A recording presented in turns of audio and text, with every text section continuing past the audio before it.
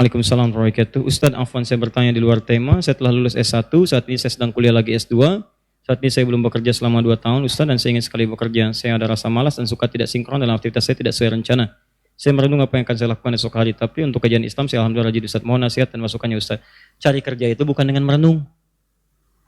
Direncanakan. Nih, antum tuh hidupnya mau dibawa kemana? Perjelas dulu.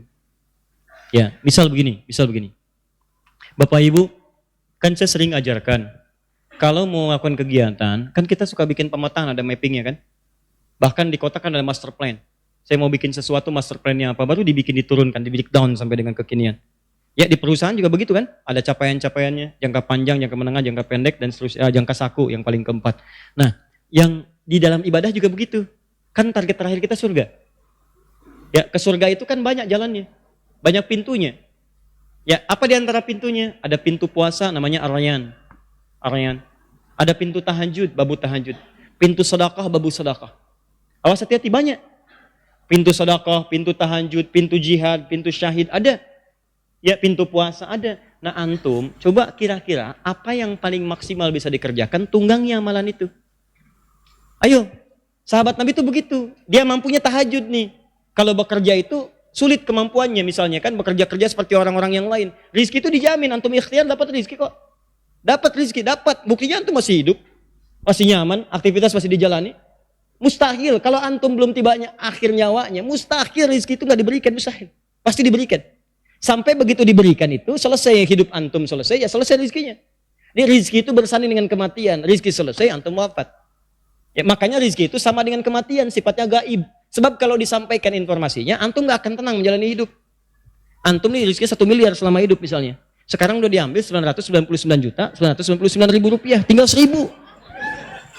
Apa antum mau keluar dari masjid ini setelah taklim? Nggak akan mau. Yuk minum jus alpukat, nggak mau. Kenapa? Tinggal 1.000. Sini aja, astagfirullah, ampuni saya Allah, ampuni. Ya.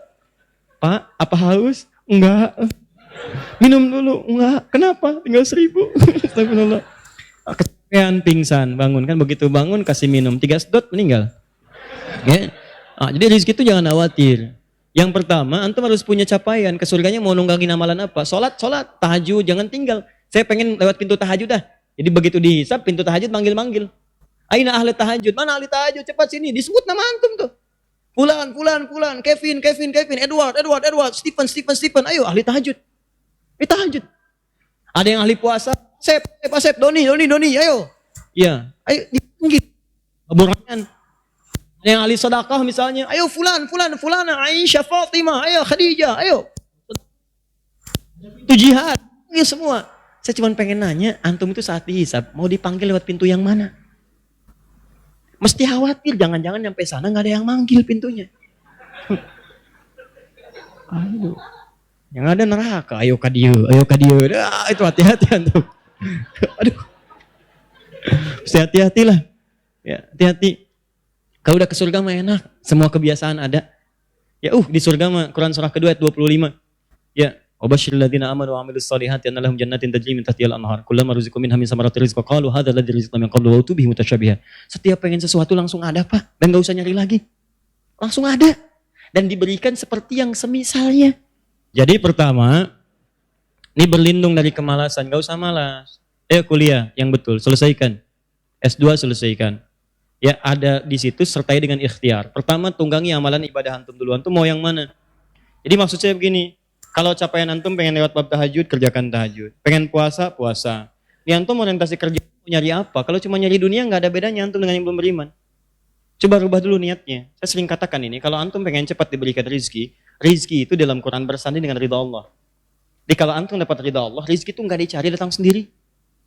Ada 8 jenis rizki yang ketika antum kuasai 8 ini, kadang-kadang belum berangkat dan nungguin. Ada yang baru kepikiran udah datang. Ada, dan itu nikmat sekali. Rizki bersanding dengan ridha Allah. Rizki itu bersanding dengan ridha Allah. Maka disebut dirinya dengan Razzaq, sang pemilik rizki. Sedangkan ridha Allah itu adanya pada ibadah. Siapa yang dekat dengan Allah? Ibadah itu kan membangun kedekatan dengan Allah, dekat. Lihat rumusnya, rizki bersanding dengan ridha Allah. Sedangkan ridha Allah ada pada ibadah. Ibadah membangun kedekatan dengan Allah. Makanya orang yang ibadah mendapatkan ridha Allah, ridwanullah, yabtaguna fadla minallahi wa ridwana. Quran surah ke-48 ayat 29.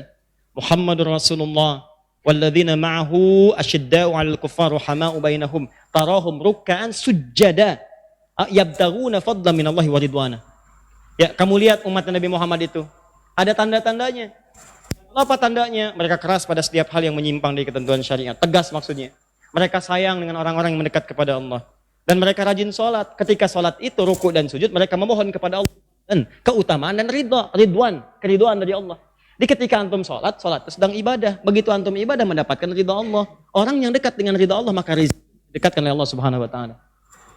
Ya, dari mana taunya Ustadz? Buka Quran surah kedua, ayat 172. Quran surah kedua, ayat 172. Ini rumusnya begini.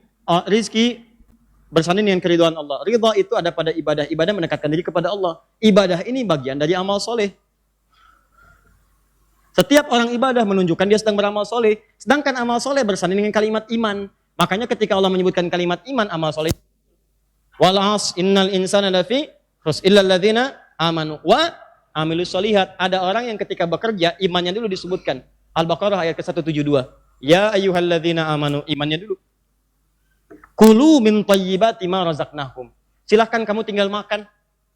Ikhtiar sedikit, cari makanan. Ikhtiar sedikit. Nanti kami yang siapkan. Ma razaqnakum, kami yang siapkan untuk rizki, bukan kamu yang capek mencarinya. Beda dengan Quran surah kedua ayat 168, paling kanan sebelah bawah. Quran surah 2 ayat 168 itu tipikal orang pencari aja, manusia umum.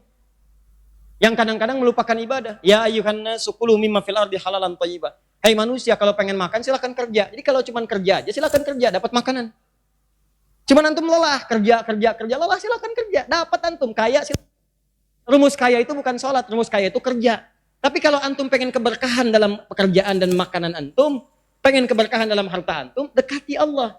Berkah itu sedikit tapi manfaatnya banyak. Yang dilihat itu bukan banyaknya, manfaatnya.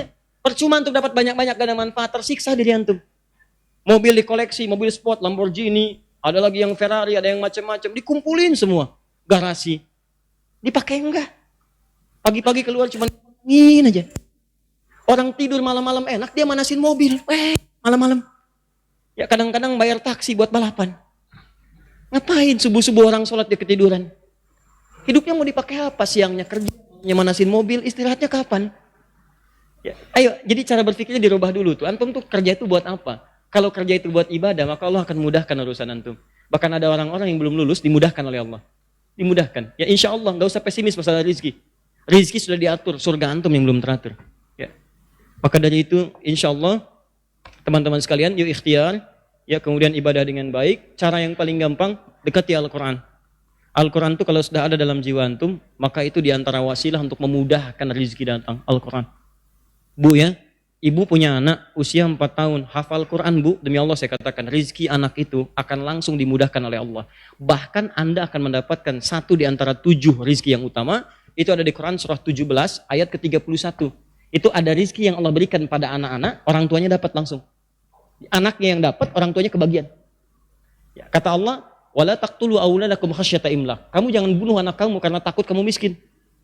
Jangan jadikan anak sebagai beban, jangan anggap itu beban, jangan. Kata Allah, kalau kamu tahu, saya berikan rahasia. Nahnu narzuquhum wa iyyakum. Ada satu jenis rezeki yang saya berikan kepada anak-anak, orang tuanya bisa ikutan. Apa diantaranya? Dekatkan anak antum dengan Al-Quran. Begitu anak antum jadi ahli Quran, antum dapat kebagian rezekinya. Demi Allah saya katakan, saya sering sudah melihat anak-anak itu, anak 4 tahun, 5 tahun hafal Quran, tiba-tiba dihajikan. Yang haji bukan cuma anak-anaknya. Karena nggak mungkin dia dikirim untuk haji anak-anak itu. Bapaknya ikut, ibunya ikut, temannya ikut, guru ngajinya ikut. Masya Allah gitu, itu sudah banyak. Saya baru dari Australia kemarin beberapa waktu lalu. Di Australia itu sekarang di Melbourne, bahkan di Sydney, itu sekarang sekolah Islam nggak akan laku kalau nggak ada hafalan Qurannya. Sudah mulai itu. Jadi kalau antum nggak mulai sekarang ketinggalan. Saya nggak peduli status antum dalam kehidupan dunia. Mau antum orang kaya, punya kedudukan, punya macam-macam. Kalau antum meninggal, tetap sama. Luas yang akan lebih daripada 2 meter atau mungkin 3 meter. Ya, nisannya sama, gelarnya almarhum, apa yang antum banggakan? Dan semua harta yang antum banggakan akan dikubur bersama antum. Jangan khawatir. Gak apa-apa capek sedikit, dunia itu memang tempat capek. Nanti ada saatnya saat pulang kita istirahat. Bismillah ya bekerja, berusaha. Ibadah yang baik, capek gak apa-apa. Apa dikira ceramah gak capek? Capek. sampai keringetan gitu kan dan sebagainya. Atas lap lagi. Biasa. Ngeliat antum aja kadang-kadang capek gitu kan. Canda ya, tapi nggak apa-apa. Ya kalau waktunya tiba kan selesai, meninggal kan sudah. Ya kita bikin suasana berbeda. Kita lahir orang ketawa, kita lahir kita nangis dia ketawa. Saat meninggal kita balik, kita yang ketawa, mereka yang menangisi kepergian kita. Kita rubah kalimatnya. Dan kita tunggu janji Allah Subhanahu wa taala. Orang-orang dulu tuh menunggu janji Allah. Dan mereka siap. Ada yang mujahid, jihad aja. Ada yang di medan perang, ada yang majlis ilmu, ada. Ada yang sholat, dan mereka menanti kematian. Begitu sudah tiba tuh senang gitu pulang. Dunia biasa kok. Ya, jangankan antum, yang lain juga banyak punya masalah. Semua punya masalah. Dan masalah itu dibuat untuk mendapatkan pahala. Di antum yang bertanya ini ketika antum punya masalah. Masalah itu bersanding dengan sabar. Sabar bersanding dengan pahala. Pahala bersanding dengan surga. Jadi berbahagialah ketika antum diberi masalah. Itu tandanya Allah ingin berikan pahala pada antum. Yang aneh itu kalau hidup gak punya masalah. Itu aneh. Pasti ada yang salah. Saya mau tanya pada antum. Siapa yang gak pengen punya masalah? Angkat tangan. Sudah kalau begitu beres. Sudah ya. Cukup ya.